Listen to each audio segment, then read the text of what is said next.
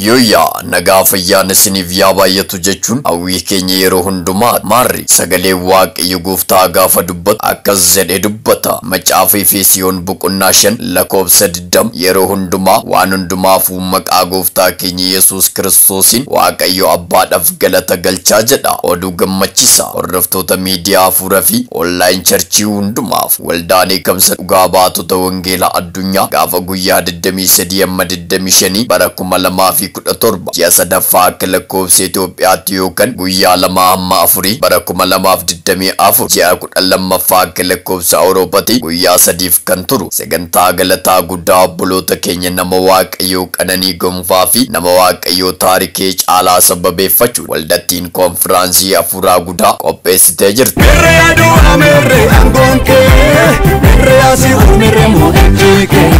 Yesuus furtuu sirkaa fuudheera duwwaatti fe'aan gonke.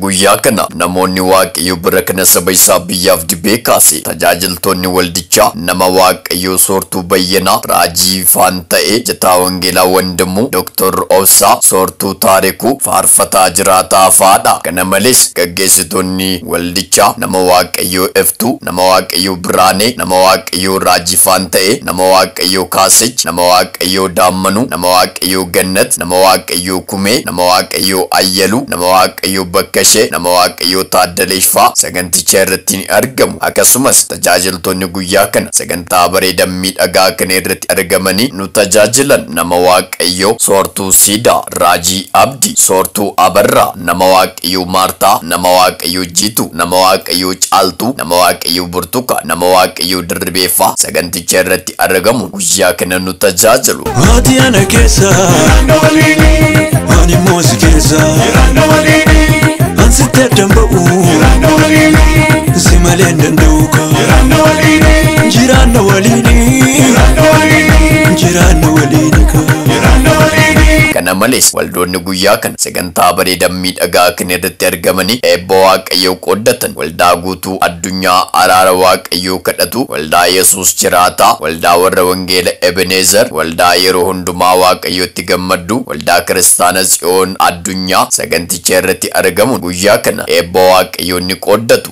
Gadagaa guyyaa kana wangeelli waaqayyoo gooftaa humnaan ni lallabama. Waaqayyo waaqeffannaadhaan ni waaqeffatama. Dhukkubsattootaaf ni kadhatama. Namoonni sagalee raajitiin ni jajjabeeffamu. Lubbuu haadhaadhaaf waamichi ni godhama. Egaa maarree irraa hin hafamu. Kottaa qoddattoota eebba kanaa taa'emuu isiniin jennu gammachuu guddaadhani. Narra jira harki kee inni samii narratti banuu narra jira harki kee inni cabsee dura koo deemu.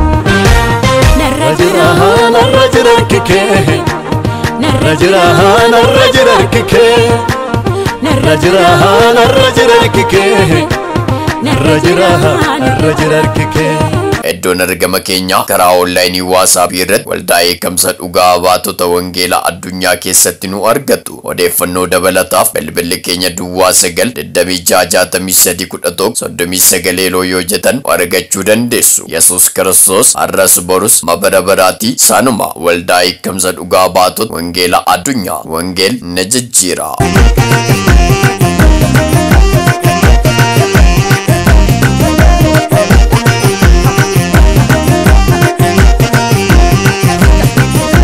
ሰላም ጤና ይስጥልን። ሰላም ጤና ፍቅር እንዲበዛሎት የሁሉ ጊዜ ምኞታችን ነው። አዎ የእግዚአብሔር ቃል ሲናገር እንዲህ ብሎ ይናገራል። ወደ ኤፌሶን ሰዎች ምዕራፍ 5 ከቁጥር 20 ሁሉ ጊዜ ስለ ሁሉ በጌታችን በኢየሱስ ክርስቶስ ስም አምላካችንንና አባታችንን ስለ ሁሉ አመስግኑ ይላል። የምስራች የመንፈሳዊ ሚዲያ ኦንላይን ቸርች ተከታታይ በሙሉ ለዓለም ወንጌል መስካሪዎች የመንፈታት ቤተክርስቲያን ከ23 እስከ 25 ሶስተኛ ወር 2017 እንደ ኢትዮጵያ አቆጣጠር ወይም ከ2 እስከ 4 12ኛ ወር 2024 እንደ አውሮፓ አቆጣጠር ለ3 ቀን የሚቆይ የእህቶቻችን የእግዚአብሔር ሴት ቀነኒ ጎንፋና እግዚአብሔር ሴት ታሪኬ ጫላ ምስጋና ፕሮግራምን አስመልክቶ ቤተክርስቲያኒቷ ታላቅ መንፈሳዊ ኮንፈረንስ አዘጋጅታለች።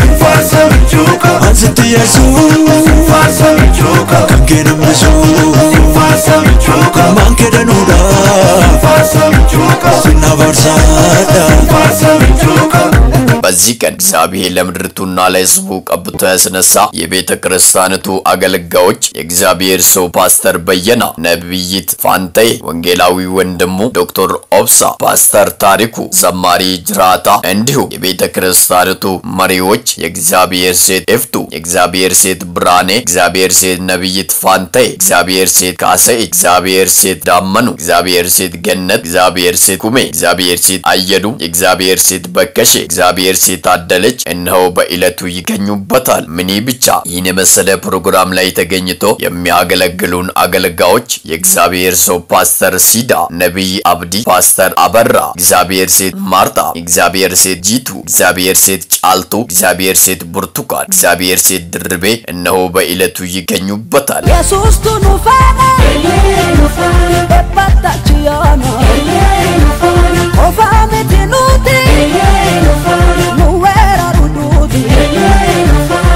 ምን ብቻ በእለቱ የመሰለ ፕሮግራም ላይ ተገኝቶ እግዚአብሔርን በረከት የሚካፈሉ ቸርቾች የጉቱ አዱኛ አራራዋ ቀየው ከደቱ ኢየሱስ ጅራት ተዳቢ ቤተክርስቲያን፣ የእብኔዘር ወንጌላውያን ቤተክርስቲያን፣ የሮንዱማ ዋቀዮት ገመዱ ቤተክርስቲያን፣ የክርስቲያና ጽዮን ዓለም አቀፍ ቤተክርስቲያን እነሆ በእለቱ ተገኝቶ የእግዚአብሔርን በረከት ይካፈላሉ። ምን ብቻ በእለቱ የመሰለ ፕሮግራም ላይ እግዚአብሔር ቃል ባይል ይሰበካል። እግዚአብሔር በዝማሬ ይመለካል። ለታመሙት ይጸልያል። ሰዎች በትንቢት ቃል ይጽናናሉ። ስለዚህ ሁላችሁም መታችሁ የክርስቶስ በረከት ተካፋይ እንድትሆኑ በክርስቶስ ፍቅር እናሳውቁ። ይረኝ ሰቢራ በራበራ በራበራ ይረኝ ሰቢራ በራበራ በራበራ ነገኝ ሰቢራ በራበራ በራበራ ኢየሱስ ይፈይዛ ከነበራ ከነበራ ቆጣለን። እነሆ መገኛ ቦታችን ኦንላይን ላይ በዋትስአፕ ለዓለም ወንጌል መስካሪዎች የመፈታት ቤተክርስቲያን ውስጥ እንገኛለን። ለበለጠ መረጃ ስልክ 0926631139 ሎካላችሁ ታገኙናላችሁ። ኢየሱስ ክርስቶስ ዛሬም ነገም እስከ ለዘላለም ያው ነው። ለዓለም ወንጌል መስካሪዎች የመፈታት ቤተክርስቲያን ወንጌል ይለውጣል። አከስኒም ስለውቱመኩ ሲፈን ወዱ ፍደሲፈንያ ዲና ልቡኮ ጋድሰኒ አከንድረጎ ተባፍተብያ ኬኩም ከናኑን አራንሙ ኡቱን ሲፍኩማቼ ዩልቡ ሱማ ፋርፈናን ኮ በረንዳ አንሲዳ ከናን ለለቡ